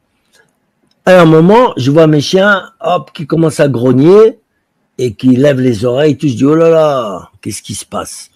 Et j'entends des voix marocaines. Ça m'échappe pas. Je connais. Je vois la différence entre un Tunisien, un Algérien ou un Marocain vite fait. Hein. Ça, c'est vite fait. C'est trop facile. Et bien, je dis à mon ouvrier, stop, arrête de manger. Viens, on prend un fusil chacun. J'ai des fusils de chasse, j'ai le permis de chasse, donc je peux en parler. D'ailleurs, il y en a un qui a atterri à la gendarmerie, un de ces 2 Marocains. Mais j'ai plus eu de nouvelles, il a disparu. Parce que lui, il a laissé un demi-litre de sang sur le terrain. Voilà. Et les gendarmes sont arrivés, ils ont ratissé la région, parce que les voisins... Évidemment, quand on tire des coups de feu à 10h30, 11h du soir, c'est normal que les voisins s'inquiètent. Hein. Ils ont appelé les gendarmes sont arrivés, ils en ont chopé un d'eux. Mais disparu, je sais même plus rien sur eux. Ils ont mis le top secret sur ce type qu'ils ont arrêté. Donc, évidemment, envoyé par le gouvernement marocain, c'est certain. Donc, ils sont venus. Alors moi, j'ai autour de ma propriété, sur 120 mètres, j'ai des grands murs et tout, on peut pas rentrer. Hein. Enfin, on peut sauter, oui, mais c'est difficile. Alors j'ai dit aux mecs, je les entendais parler en arabe et tout, j'ai dit, ça c'est le Maroc. Et j'ai attendu, j'ai dit, bon, on va surveiller les murs. Si quelqu'un saute par-dessus le mur, on tire dessus. Après, s'ils sont morts, on dit que c'est des sangliers ou des cerfs. Je sais pas, moi. J'ai le droit de tirer sur un animal dans ma propriété, non? Ils sautent tous les 2 par-dessus le mur et ils marchent doucement et ils savaient pas que je les avais en joue et tout. Et quand ils étaient à distance, pam, ils ont couru, il y en a un, il est tombé, il a laissé beaucoup de sang. Il s'est relevé, il est parti, mais il a laissé... Et les gendarmes l'ont chopé. Voilà. C'est ce que je sais, maintenant j'ai plus de nouvelles. Affaire classée. Quand les gendarmes l'ont chopé, vous avez eu leur identité ou vous avez laissé courir? Tout. Il y en a un qui a disparu, l'autre, j'ai pas son identité. Il me donne pas son identité. il y a eu une plainte en diffamation à votre rencontre par rapport à venant du Maroc, voilà. Jamais. Je n'ai eu jusque-là, ça fait 4 ans que j'emmerde le monde, je n'ai jamais eu une seule plainte, à part celle d'un réseau pédophile qui a porté plainte contre moi pour diffamation.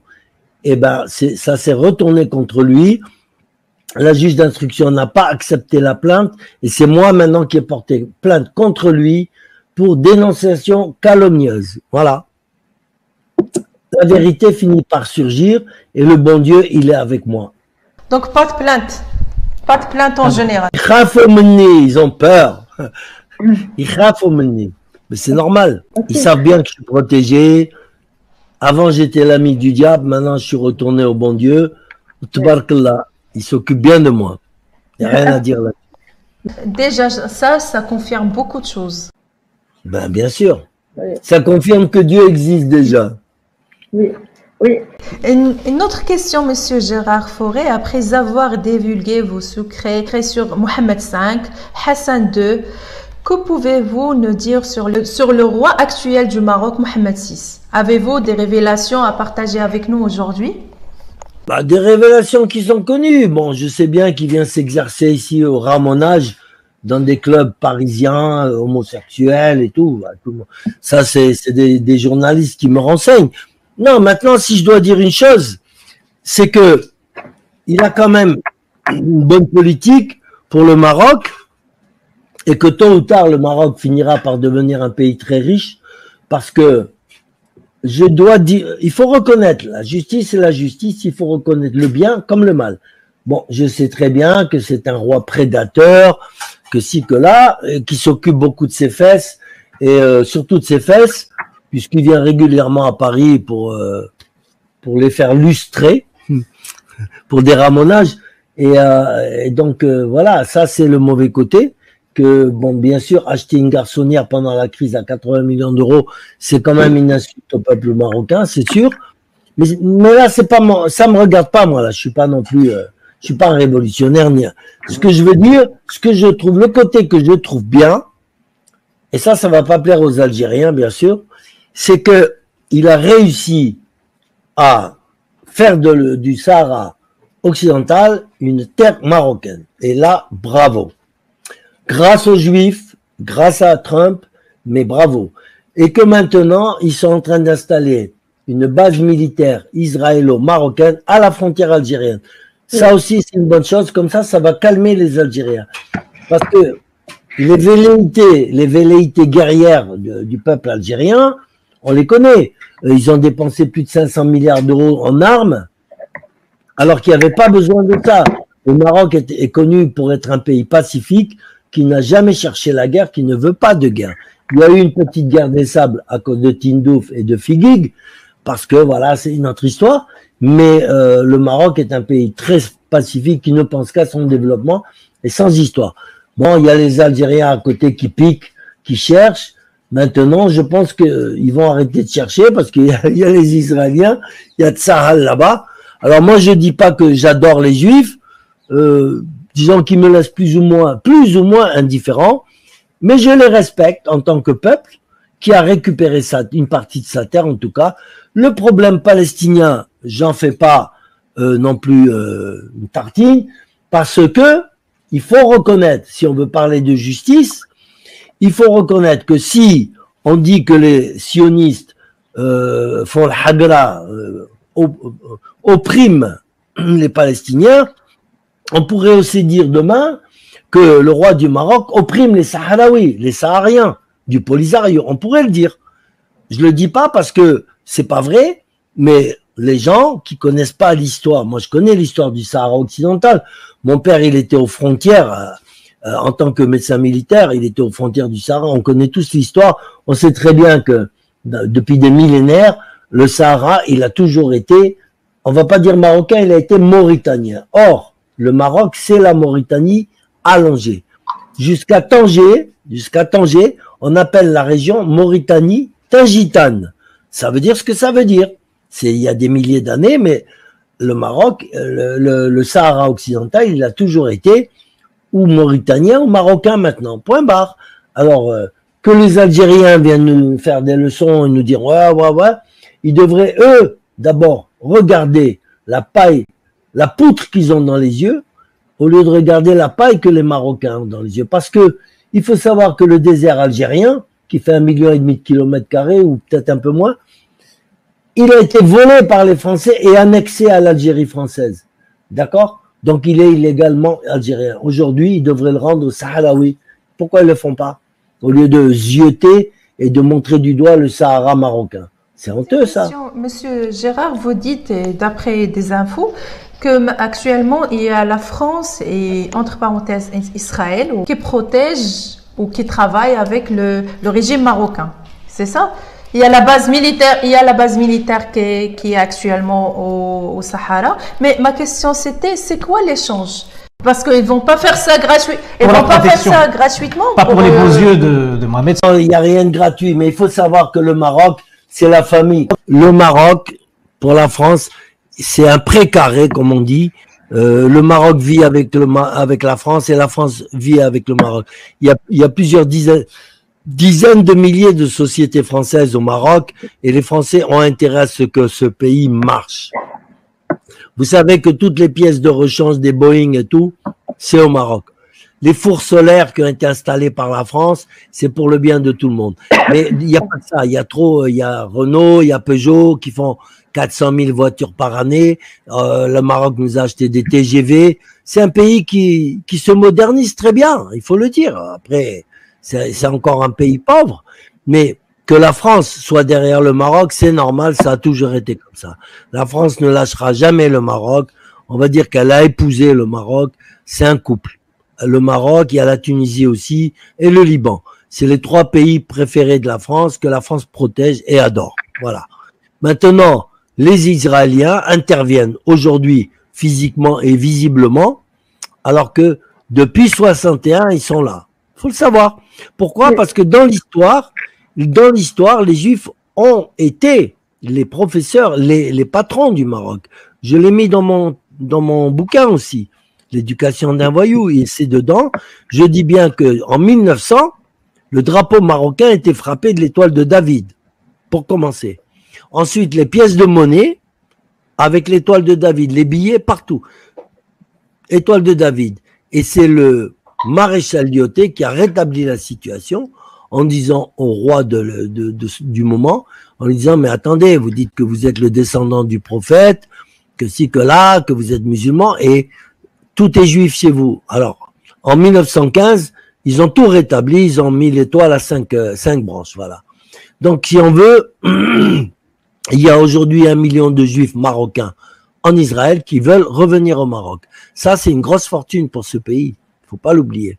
Des juifs, quand on a des juifs chez soi, on est tranquille. Ça, c'est qu'il y a de la prospérité.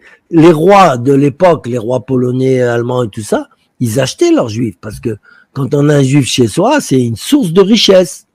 Et ça, le Maroc, il a toujours bien fonctionné, moyennement bien, mieux que d'autres pays à côté, grâce à ces juifs.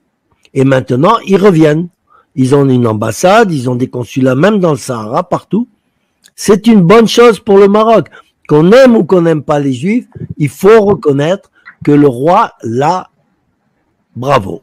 Il a été trop bien. C'est formidable. Maintenant, il y a les Américains aussi qui déplacent leur base militaire en Espagne, à Rota, base militaire maritime, où il y a la 7e flotte et tout et tout. Il la déplace au Maroc aussi. Donc, je trouve que ça, c'est un coup d'éclat qu'il a fait le roi du Maroc, parce que maintenant, les Algériens, ils n'emmerdent plus le Maroc. Et c'est tant mieux. Ils doivent se serrer la main, faire la paix et aller de l'avant. Tu te rends compte, le Maroc, l'Algérie, la Tunisie ensemble, le Maghreb uni, mais ce serait formidable. On y arrive, et on va dire, franchement, c'est grâce aux Juifs. Parce que c'est un peu grâce à eux que l'Algérie, elle veut plus trop se mêler des affaires, du Sahara et tout, c'est terminé, on n'entend presque plus parler. Et moi, je trouve que c'est un grand bien. C'est un grand bien pour le Maroc. C'est un grand, grand bien. Pour l'instant, on voit ça bien juste pour le régime, parce que les Marocains sont toujours pauvres. Le peuple passe un petit peu à côté. Oui. Là, maintenant, il y a un pacte entre Israël et le Maroc, c'est Israël qui va se charger de développer le Sahara marocain. D'accord? Et ça, c'est une bonne chose. Parce qu'on a vu de quoi sont capables les Juifs en Israël, avec le désert du Negev. Ils font pousser des fraises, des cerises, des avocats, de tout. Ça va être, le Maroc va devenir la première puissance de la région agricole. Et c'est énorme. Ils vont dépasser les Espagnols, ils vont dépasser la Hollande, ils vont dépasser tout le monde. Avec leur production saharienne, ça va être extraordinaire.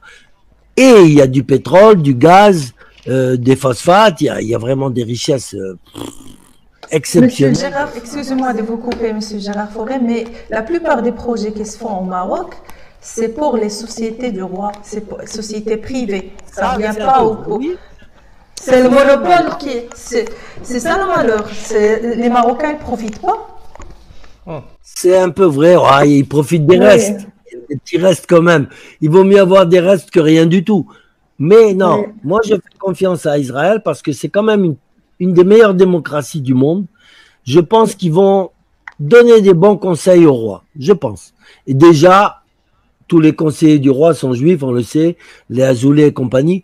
Mais je pense que eux, ils ont l'expérience, une vraie expérience de la démocratie. Je parle ce qu'on appelle des sionistes.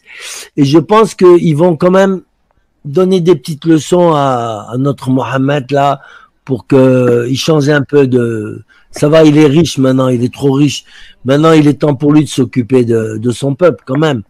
Je pense que s'il en réchappe cette fois-ci de sa maladie et tout, il va changer de fusil, il va devenir un peu plus gentil avec son peuple. Je l'espère en tout cas. Non, mais moi, je vois que du bien pour ce pays. Et bon, là, en ce moment, on le sait, il y a une petite guéguerre avec la France. Parce qu'ils refusent de reprendre les Marocains qui sortent de prison en France. Ils refusent de les recevoir sur le territoire marocain. C'est pas normal. Un pays ne peut pas refuser d'accepter ses ressortissants. D'accord? Donc là, il y a un blocage des envois d'argent au Maroc. Il faut savoir que les ouvriers marocains, ils envoient chaque année entre 9 et 10 milliards d'euros au Maroc. Donc c'est quand même ce qui permet au Maroc de vivre correctement. Parce que bon, le budget du Maroc, c'est 50 milliards par an, c'est pas beaucoup. 10 milliards qui tombent comme ça en plus les 20 milliards du hashish qui vont aussi au nord du Maroc, ça leur fait une bonne cagnotte aux Marocains. Mais là, en ce moment, ils bloquent, les Français, ils bloquent parce qu'ils disent au roi, si vous reprenez pas vos ressortissants délinquants, eh ben nous, on va bloquer les envois d'argent. Et là, en ce moment, c'est bouillant. C'est bouillant. Mais ça va bien se terminer, je sais. Pour finir sur le sujet du roi, on va parler très brièvement, une petite question en fait sur son ex-femme. Est-ce que vous avez une idée où elle pourrait être maintenant, parce qu'elle a disparu depuis 2017. Depuis 2017, personne n'a aucun signe de vie. Comme on faisait avant, quand une femme gênait, on l'envoyait dans un monastère, dans une église, elle terminait sa vie là-bas. Elle n'est pas morte, elle a réapparu quand le roi a quitté le Maroc pour aller se faire soigner en France, elle a réapparu. Elle est vivante, en bonne santé, sauf qu'elle est mise au secret. C'est tout, parce que on a peur de ce qu'elle a à dire. Ah, voilà, elle doit avoir pas mal de choses à dire. Hein. Ça doit être succulent. Ça serait pratique aussi de la faire disparaître. Non, parce que le monde entier a les yeux sur elle, on peut pas. Parce qu'on n'a aucune preuve tangible de quoi qu'elle soit vivante. Moi, je me suis laissé dire qu'elle a réapparu il y a une semaine. Donc vous ne pensez pas qu'elle a été dissoute dans l'acide comme Ben Barka? Daube, il mente, c'est pas vrai. Elle est vivante. Moi, je vous dis, elle est vivante. Je connais un personnage qui lui rend visite, en plus. Un très grand personnage. Je ne citerai pas son nom parce que je le mettrai en danger. Mais voilà, je sais qu'elle est vivante. Vous inquiétez pas, elle n'est pas morte du tout. Après, si elle meurt de brassa, c'est son problème. Elle a accepté de se marier avec les avantages et les inconvénients. Hein. C'est comme ça, c'est la vie. Mais je peux vous affirmer qu'elle est vivante. Vous avez parlé de l'homosexualité supposée du roi Mohamed VI. Vous pensez que c'est peut-être des raisons du divorce?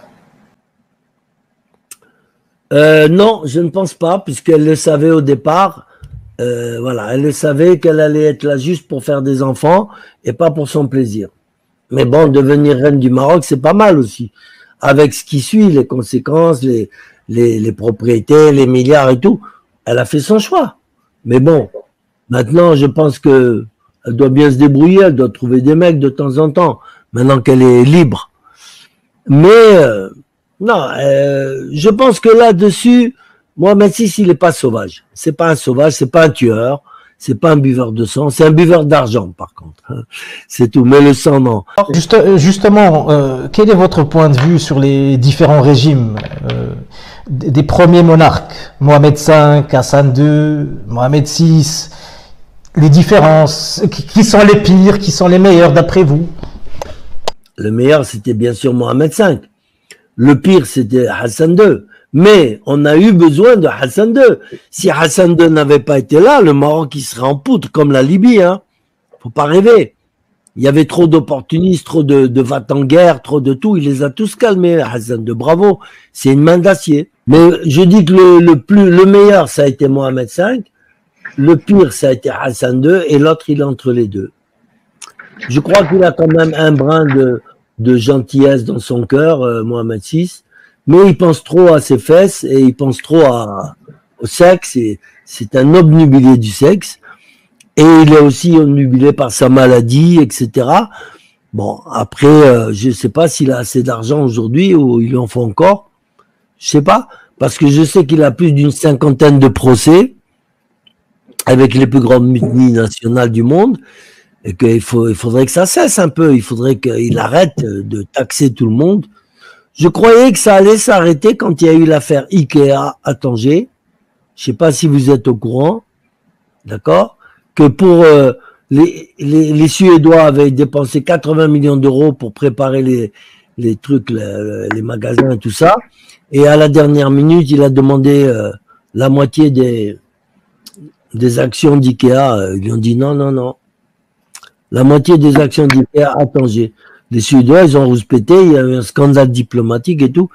Et ça s'est plus ou moins arrangé. Mais voilà, il veut mettre la main partout et ça, c'est pas bon. C'est un affamé, il est affamé d'argent, Je sais pas ce qu'il va en faire.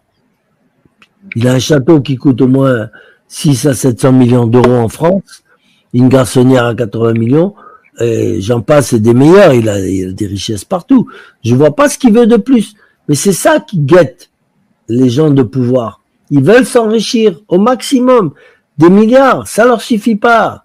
Mais qu'est-ce qu'ils vont en faire? Ils vont emporter tout ça au paradis ou en enfer avec eux? En enfer, sûrement. C'est ça c'est dommage. Parce que, au départ, Mohamed VI, il n'était pas comme ça. Hein. On l'appelait le roi des pauvres. Voilà. Maintenant, c'est le roi des riches. C'est même l'empereur.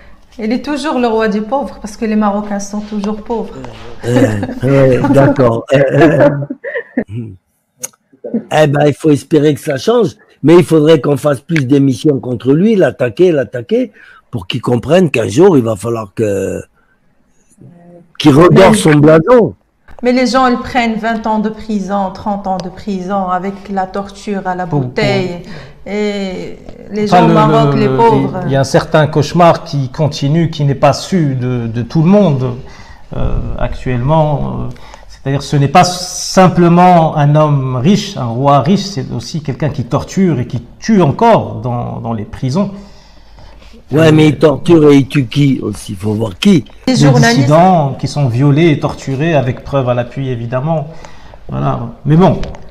C'est possible, mais en France, ils sont aussi torturés d'une autre manière. Mais c'est pas mieux, hein.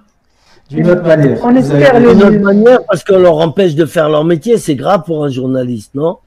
Oui, voilà, on leur empêche de faire leur métier en France. C'est gravissime.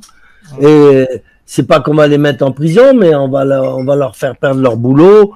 On va les mettre au banc de la société française. J'en connais un qui s'est fait virer de son boulot parce que il a fait une émission avec moi sur le Maroc. D'accord? Il s'appelle Eric Morio. Radio Sud. Radio Sud, il a été viré à cause de l'émission que j'ai faite avec lui. Et entre parenthèses, il y a la vidéo censurée sur votre site. Qui est disponible sur le site gérardfauré.com, la vidéo. Disponible sur mon site, ouais. Et sur ma page YouTube aussi. Hein. Donc cette torture, elle est presque aussi pire que la torture physique, je pense. Je pense, d'après toutes les révélations que vous avez fait aujourd'hui, de bouger encore plus. En tout cas, on verra avec vous le cheminement de ce qui va se passer dans les jours, dans les semaines, dans les mois à venir, par rapport aux révélations qui sont dans votre livre, l'éducation d'un voyou. Parce que je rappelle que l'entretien sera traduit pour la première fois. Certains Marocains auront accès à ces informations, aux révélations que vous dites être des informations. Donc ça risque vraiment de bouger au sein de la population marocaine. Donc là, on va se reposer de la politique. J'attaque malheureusement, pour moi, peut-être pas pour vous, ma dernière question, car on passe à, enfin je pense que vous passez aussi un moment qui n'est pas désagréable. L'entretien pourrait durer des heures encore et c'est avec un certain regret que j'annonce ma dernière question. Donc, mais avant cela, j'invite tous les abonnés à se rendre sur le site gérardfauré.com. Vous y trouverez tous les éléments qui complètent cet entretien. Et vous aurez le plaisir de retrouver aussi le dernier livre de Gérard Fauré, L'éducation d'un voyou en version audio, pour nos amis marocains. Fort, attention, Gérard Faure, pas d'accent, hein, gérardfaure.com. Gérardfaure.com. Voilà, F-A-U-R-E. Collé, hein, gérardfaure.com. En tout cas, Sur tout le long de l'entretien, vous aurez le loisir de voir le site défiler sur ça va être la épinglé vidéo. dans le premier commentaire ici. غادي تلقاو في الكومنتير الاول اللي غادي نطلعوا غادي تلقاو لو سيت ديال السيد جيرار فوري، تقدروا تدخلوا ليه، راه فيه جميع المعلومات، فيه الكتب ديالو، تقدروا تسمعوا الكتب ديالو، كاينين دي فيديو اللي كاينين اكسكلوزيفمون ولا حصريا في لو سيت. غنخلي لكم لو سيت القناه ديال السيد جيرار فوري في الكومنتير الاول épinglé. Donc vous trouverez l'éducation d'un voyou en version audio pour nos amis marocains qui auraient du mal à le trouver en librairie, ainsi que d'innombrables d'autres surprises et révélations. Justement, j'en reviens à ma dernière question. J'ai entendu parler d'un tome 4 qui arrive bientôt, qui fera suite à l'éducation d'un voyou, qui d'après mes informations devrait sortir dans un format un peu spécial, mais aussi d'un album musical qui est déjà disponible en exclusivité sur votre site Gérard Fauré, donc gérardfaure.com, qui devrait connaître bientôt une diffusion plus large. Pouvez-vous nous parler plus en détail de ces deux beaux projets en cours, le livre à venir et la distribution de l'album, et même de l'album, et j'espère un jour consacrer toute une émission à cet album, et sur ce qui vous occupera les semaines, les mois, voire les années à venir? Bon, ben, déjà, là, je vais, mon tome 4, je vais le faire par paragraphe. D'accord? Parce que là, je me suis pris la tête avec mon éditeur qui vaut rien, il fait rien, il fait pas de pub, il fait rien. Bon, donc je dois prendre tout ça en main avec mon manager et donc je vais faire des paragraphes et je pense qu'il y aura une dizaine de paragraphes avec pas mal de surprises et après, ben, je vais joindre tous les paragraphes, en faire un livre, l'éditer et le vendre en audio et en livre. Voilà. Ça, c'est pour le tome 4. En ce moment, et puis après, on va faire un album aussi de mes slams. Parce que mes slams, je trouve que pour notre époque, ils sont très importants. Déjà, le titre le dit déjà, quand on dit ni Dieu ni maître, hein, ça veut dire qu'on a plein de cul des politiques qu'on subit, autant en France qu'au Maroc qu'ailleurs. D'accord? Tous ces mensonges, tous ces lobbies pharmaceutiques qui nous obligent à nous vacciner, toutes ces saloperies, on en a marre. Et ça va exploser un jour. Bon, en attendant, Meslam explique un peu tout ça et la disparition du vrai français, du seigneur, du conquérant, du vaillant, du chevaleresque, c'est fini tout ça. Donc j'ai 2 poèmes là-dessus en musique dans lesquels je déplore cette disparition du vrai français. Après, quand je parle aussi du remplacement, du fameux remplacement, oui, effectivement, il y a un remplacement, mais je pense que ce remplacement, il est quand même assez bénéfique pour la France, hein, qu'on le veuille ou non. Avoir du sang un peu marocain comme j'ai moi, et j'en suis fier, avoir du sang même algérien, ou même, c'est pas mal, c'est un bon remplacement, parce que les Français, les vrais de souche, ils ont tendance à devenir des lopettes, des lâches, des monsieur confort là qui se battent pour respecter leur confort, c'est des moutons quoi, on va dire. Et ça non, c'est pas bon. Par contre, je l'ai dit dans plusieurs émissions, si un jour il se passe quoi que ce soit en France, ceux qui vont sauver la démocratie et la liberté en France, ce sont les Arabes et les Noirs. Il faut jamais l'oublier, parce que ces gens-là n'accepteront jamais d'être brimés, d'être maltraités et tout. La dictature, ils connaissent, ils viennent de pays dictatoriaux, ils connaissent, ils en veulent plus. Ils ont quitté le Maroc et tous ces pays-là à cause de ça. Alors, si on veut leur imposer une dictature en France, croyez-moi, ils vont sortir les couteaux. Et les Français là de souche, au lieu de leur cracher dessus, vous allez les embrasser. Moi, je vous le dis, vous verrez. Vous verrez, je sais de quoi je parle. Je sais de quoi je parle. Le grand remplacement, c'est qu'on a remplacé des politiciens crapules, comme Chirac et compagnie, par des sales voyous. Voilà. Par des sales voyous. Et moi, ce qui me tue, c'est quand j'entends parler vous avez entendu parler des surmulots. Vous avez entendu parler de ça, non? Les surmulots. Oui. Alors, il paraît que les surmulots, ils foutent la merde. Moi, je dis que les surmulots, c'est pas les rats, non. C'est ceux qu'on a au-dessus de nous, là, les élites. C'est eux, les surmulots. C'est eux qu'il faut éradiquer, c'est eux qu'il faut foutre en l'air. Voilà. Ça, ce sont eux les surmulots. Parce que les rats, ils mangent les non-restes, mais les surmulots, ils mangent tout. Ils mangent tous nos trucs et ils nous laissent que des petits restes. On va vous enlever 18 centimes sur le prix de l'essence. Voilà. Ils vous prennent des milliards, ils vous redonnent des millions. Mais jusqu'à quand? Mais putain, voilà. Les seuls qui bougent en France, c'est encore les mecs des banlieues, que moi je respecte, hein. Je les ai connus, j'ai travaillé avec eux, je l'ai dit mille et une fois, je préfère travailler avec eux qu'à travailler avec des Chirac ou des ministres ou des Pasqua ou compagnie, parce qu'un jour ou l'autre, ils vous coupent la tête, tandis qu'avec les banlieues, j'ai travaillé plus de 20 ans, j'ai jamais eu le moindre souci, respect total, alors qu'on vient de pas nous faire chier à chaque fois, de montrer du doigt les banlieues, pour les citer comme la cause des problèmes de la France. Non. Il faut arrêter tout ça. Il faut arrêter cette hypocrisie. J'ai une date pour le livre entier, ce sera pour février. Mais avant ça, je vais procéder par paragraphe. Par paragraphe, d'accord. Des paragraphes de 10 à 15 qu'on pourra retrouver sur mon site officiel. Il est temps que je gagne un peu d'argent avec mes livres, messieurs, dames. Parce que les gens, ils croient que je gagne des milliards. Moi, mes émissions, elles sont toutes gratuites. J'ai jamais gagné un centime avec tout ça. Je ne gagne qu'avec mes livres et mon éditeur, il m'arnaque, il me vole le principal et je vais le quitter bientôt. Merci encore une fois d'avoir partagé avec nous ce grand moment. Je pense que c'est la première fois que vous vous adressez à une audience marocaine. Ah, c'est la première fois, oui, c'est la première fois et ça me fait plaisir. Enfin, je dis enfin, parce que c'est quand même le Maroc et les Marocains qui sont concernés par mon tome 3.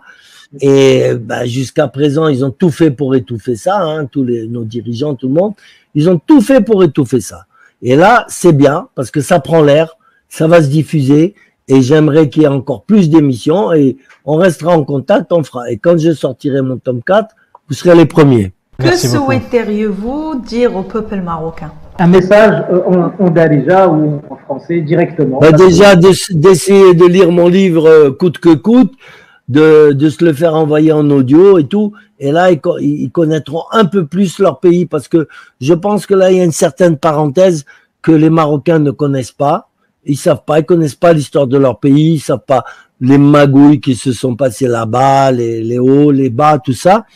Il est temps de les éduquer un petit peu là-dessus, et donc pour ça, soit ils demandent à Amazon mes livres, je sais pas s'ils l'obtiendront au Maroc, mais en audio, ils peuvent. Je vais le faire en audio, le tome 3, et on va voir si c'est juste des petits trucs là qui mettent ils téléchargent. Ça peut pas. Vous auriez peut-être un mot en darija, une dernière phrase pour les Marocains. Qu'est-ce que vous pourrez leur dire? Petit message un petit message en darija. كان نحب المغرب ومغربيين. Et je chante Hayal Malik, Hayal Maghribin. Tu connais la chanson, non? Hayal Malik, Hayal Maghribin. On va enlever un peu le Malik, on va dire. Voilà. Tout à fait, il faut être dans l'air du temps aujourd'hui. Hayal Malik de côté, On va quand même lui souhaiter au roi une bonne santé quand même. On va pas. Oui, c'est humainement quand même. Oui, c'est la mort. Oui. Mais moi, c'est un pays extraordinaire, le Maroc. C'est magique. Merci infiniment. Les Marocains sont des gens formidables. C'est tout. Après, il y a de l'hypocrisie, il y a de tout, mais ça, c'est normal. Mais je trouve que c'est le meilleur des peuples qu'il y a dans le monde. C'est le seul peuple avec qui je m'entends parfaitement. Normal, je suis moitié marocain. D'accord? Mais j'ai vécu un peu partout dans le monde et tout. J'ai bien aimé les Hollandais, mais les Marocains, c'est les meilleurs partout. Il n'y a rien à dire. C'est des braves gens. Maintenant, il faut qu'ils bougent. Il faut qu'ils lèvent la tête. Et c'est tout. Il faut qu'ils écoutent ce que je dis. Parce que moi, je mens pas. Je dis que la vérité, le haq. Et c'est tout. Et je leur dis, vous inquiétez pas. Vous partez encore au Maroc, monsieur Gérard Fauré? Ah non, Depuis combien de temps? Non. Déjà, il vient essayer de me tuer en France. Et moi, je vais aller au Maroc. Au Maroc, avec les chaînes, avec tout. Non. Depuis combien de temps vous n'avez pas mis les pieds au Maroc? Depuis 2015. 2015, d'accord. En 2015, je voulais montrer le Maroc à un ami, un Argentin, mon associé. On n'est resté que 2 jours, parce que je lisais le journal marocain, l'Opinion.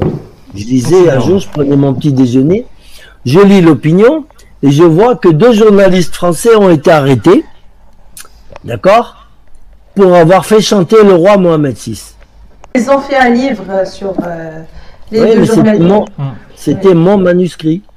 D'accord. D'accord. Ça, ils ne le disent pas. Et c'est peut-être qu'ils vont nier.